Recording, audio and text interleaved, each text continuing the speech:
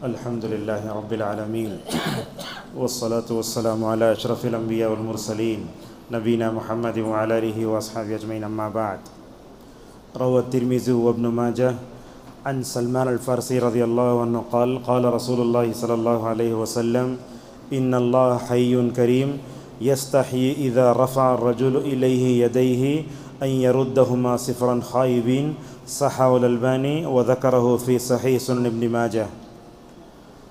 ایک حدیث ہے ترمذی اور ابن ماجہ میں جس کو علامہ البانی رحمۃ اللہ علیہ نے صحیح قرار دیا ہے. مشہور صحابی ہیں حضرت سلمان فارسی رضی اللہ عنہ. رسول اللہ صلی اللہ علیہ وسلم کی حدیث کو روایت کرتے ہیں کہ آپ صلی اللہ علیہ وسلم نے فرمایا بے شک اللہ تبارک و تعالی شرماتا ہے جب بندہ اپنے ہاتھوں کو اللہ کے سامنے پھیلاتا ہے تو اس کو خالی اور ناکام لوٹاتے ہوئے اللہ کو شرم آتی ہے. یہ درس حدیث کا عنوان ہے دعا میں ہاتھ اٹھانا. آپ جانتے ہیں کہ رمضان میں جو عبادتیں ہم کرتے ہیں اس میں جو ہے کیا ہے، یہ دعا بھی ہے. اللہ تبارک و تعالیٰ نے سورۃ البقرہ میں جہاں روزے کا تذکرہ فرمایا تو وہیں کہا وَإِذَا سَأَلَكَ عِبَادِي عَنِّي فَإِنِّي قَرِيب. اگر میرے بندے میرے بارے میں پوچھو تو آپ کہہ دیجئے کہ میں قریب ہوں. اس آیت کی تفسیر میں مدینہ کے مشہور عالم دین عبدالرزاق البدر حفظہ اللہ نے ایک نقطے کی بات کہی. علماء سمجھ سکتے ہیں، عام عوام بھی سمجھے تو سمجھنے کی کوشش کرے. اللہ تبارک تعالیٰ کیا بولتا نبی سے قل، آپ کہو. لیکن یہاں دیکھیے اللہ تعالیٰ نے نبی سے نہیں کہا کہ تم کہو، بلکہ اللہ نے کہا کہ جب میرے بندے میرے بارے میں پوچھے تو بولو میں قریب ہوں. کیا ہوا مطلب اس کا؟ مطلب یہ ہوا کہ دعا کرنا ہو تو ڈائریکٹ اللہ سے کرنا چاہیے. ادعونی استجب لکم، تم دعا کرو میں تمہاری دعا قبول کروں گا. لیکن آج کل ہم دیکھتے معاشرے میں جہاں بدعتیں ہیں اور شریعت کی مخالفتیں اور گمراہیاں ہوتی ہیں، دعا میں بھی گمراہیاں ہوتی ہیں. دعا پوری اچھا کرتا، آخری میں آ کے بولتا رسول اللہ کے صدقہ طفیل. ضرورت کیا ہے؟ اللہ سے ڈائریکٹ پوچھو، نبی سے بولنے کی ضرورت بھی نہیں ہے اور اللہ تعالیٰ کو نبی کے واسطے کی ضرورت بھی نہیں ہے. بعض علماء ایسا کرتے دوسرے مساجد میں صدقہ طفیل بلکہ اردو میں بولتے اور بعض لوگ عربی میں بولتے، سمجھ میں نہیں آتا. یا ربی بالمصطفیٰ بلغ مقاصدنا، یہ اصل میں قصیدہ بردہ ہے، تقریباً کئی اشعار ہیں. اس کے آخری میں بولتا ہے اے رب مصطفیٰ کے وسیلے سے ہماری دعاؤں کو قبول کر لے تو. آپ اردو میں بولو عربی میں بولو، اللہ کے رسول کا وسیلہ لینا یا واسطہ لینا شریعت میں صحیح نہیں ہے. لہٰذا رمضان میں دعا جو ہوتی ہے ڈائریکٹ اللہ تبارک و تعالیٰ سے کرو. تو یہاں کہا علامہ ابن کثیر نے رمضان کی آیتوں کے دوران یہ دعا کا ذکر آیت کر کے اللہ نے بتایا کہ دعا رمضان میں کرنا چاہیے. اور احادیث میں وہی توجہ دلائی گئی الدعا هو العبادہ، کہا دعا عبادت ہے. اور یہ بھی فرمایا دعا کرنے کی وجہ سے بندہ دنیا اور آخرت میں کامیاب بھی ہوتا ہے. اور جو لوگ دعا نہیں کرتے ان پر اللہ غصہ ہوتا ہے. کیسے؟ مثال کے طور پر بیٹا ہے، باپ کھڑا ہے، چاچا اور تایا کے سامنے پیسے مانگے تو باپ کو غصہ آتا. اللہ نے ہم کو پیدا کیا، اپنی رحمت کے خزانے پورے اپنے پاس رکھے، اسے پوچھنے کے بجائے دوسروں سے اگر پوچھے تو کیسے ہوگا؟ یہ لہٰذا نہیں، اللہ تعالیٰ سے پوچھنا چاہیے. جیسا کہ فرمایا من لم یسأل اللہ یغضب علیہ، جو آدمی دعا نہیں کرتا اللہ اس پہ غصہ ہو جاتا ہے. مگر انسان سے مانگو تو غصہ ہوتا ہے، نہیں مانگے تو اللہ غصہ ہوتا، مگر کسی انسان سے مانگنے پہ انسان غصہ ہو جاتا ہے.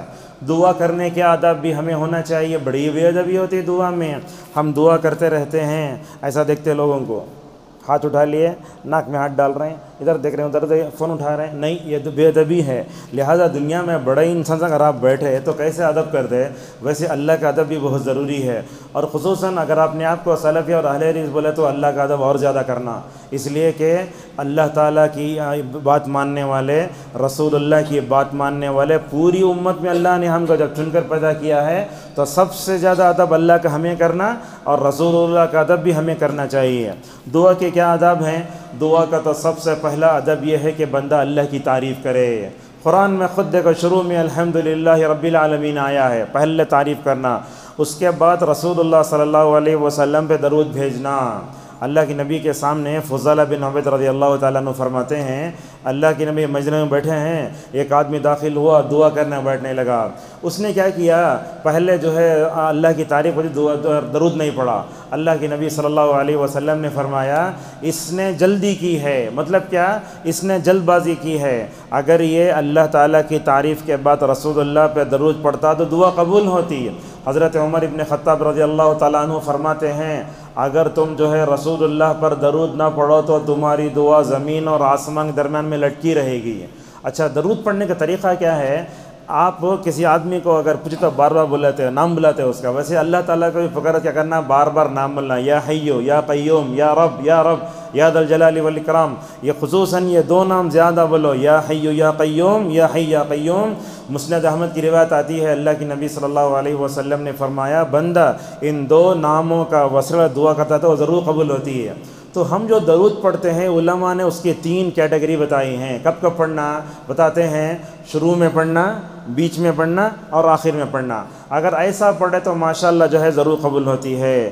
اسی طریقے سے دعا کے آداب میں دعا کے لیے ہاتھ اٹھانا بھی ہے، جیسا کہ حدیث تشریح میں علماء نے لکھا شرم کی جو صفت ہے نا، جہاں مخلوق کے لیے وہ ثابت ہے اللہ کے لیے بھی ثابت ہے۔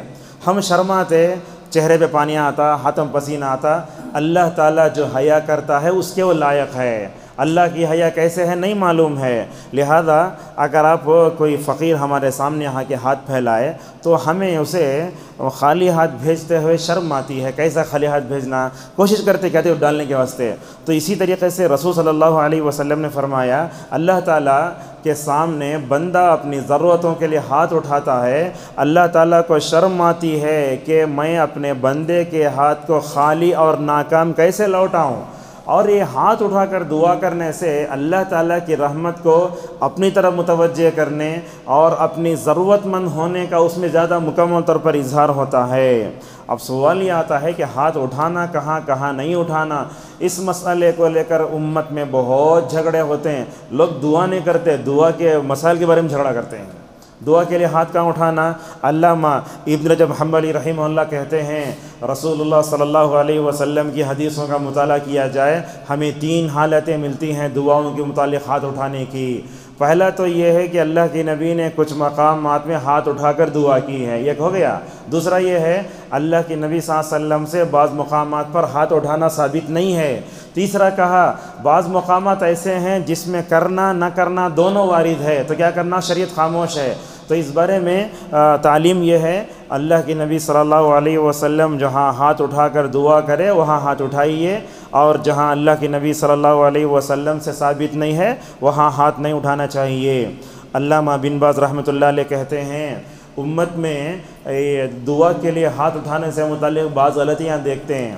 بعض مؤذنوں کو دیکھتے ہیں اذان ہوتے ہی وہ مائک کا سوئچ آن آف کرنے سے پہلے ہاتھ اٹھا لیتے ہیں، نہیں ہونا چاہیے۔ اذان کے بعد کی دعا کے لیے وہ مطلب ثابت نہیں ہے، وہ ایسے ہی پڑھنا دعا۔ اسی طریقے سے امام جب ممبر پر ہوتا ہے دعا کرتا ہے اس کو بھی نہیں چاہیے کہ وہ ہاتھ اٹھائے، نہیں اٹھانا چاہیے۔ بس استسقاء کا موقع آتا ہے، بارش کے لیے دعا کرتے ہیں نا، ہم دیکھتے ہیں اللہم اغثنا اللہم اغثنا، وہ حرم میں بھی ہم دیکھیں وہ عصا ایک طرف رکھ کے امام بھی ہاتھ اٹھاتے ہیں اور لوگ بھی ہاتھ اٹھاتے ہیں۔ بس جب بارش کے لیے دعا کی جائے تو ہاتھ اٹھایا جائے، ورنہ تو ایسے ہی ہمیں مکمل طور پر آمین بولنا چاہیے۔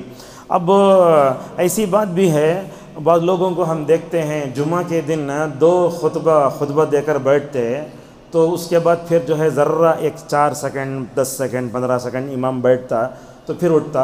رسول اکرم صلی اللہ علیہ وسلم نے فرمایا کہ جمعہ کے دن دعا قبول ہوتی ہے تو لوگ ہاتھ اٹھاتے ہیں۔ اس بارے میں علامہ البانی رحمہ اللہ کا فتویٰ یہ ہے ہاتھ اٹھانا بدعت ہے، نہیں اٹھانا چاہیے۔ ابن عثیمین رحمہ اللہ کہتے ہیں ہاتھ اٹھانے میں کوئی حرج نہیں ہے، لیکن صحیح بات تو یہ ہے کہ آدمی ہاتھ نہ اٹھائے بلکہ ایسے ہی مکمل طور پر دعا کرے۔ اللہ کے نبی صلی اللہ علیہ وسلم سے کہاں ہاتھ اٹھا کر دعا کرنا ثابت ہے؟ ایک تو جمرات کی رمی کرتے وقت بھی ثابت ہے کہ رسول اکرم صلی اللہ علیہ وسلم نے ہاتھ اٹھائے۔